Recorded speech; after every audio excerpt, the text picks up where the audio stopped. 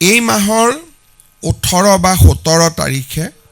ভাৰতৰ প্ৰধানমন্ত্ৰী ডাঙৰীয়াই কাজিৰঙাৰ ওপৰত 32 কিলোমিটাৰৰ যিখন এলিভেটেড কৰিডৰ 6,957 কোটি টকা ব্যয়েৰে নিৰ্মাণৰ প্ৰস্তাৱ লোৱা হৈছে তাৰ প্ৰধানমন্ত্ৰী ডাঙৰীয়াই আধাৰশিলা স্থাপন কৰিব যদিও ঘৰুৱা ভাষাত আমি 32 কিলোমিটাৰ বুলি কওঁ বৰ্তমান ইয়াৰ লেংথ 34.45 কিলোমিটাৰ হ'ব তাৰ মানে এখন লগভগ 35 কিলোমিটাৰৰ এলিভেটেড কৰিডৰ হ'ব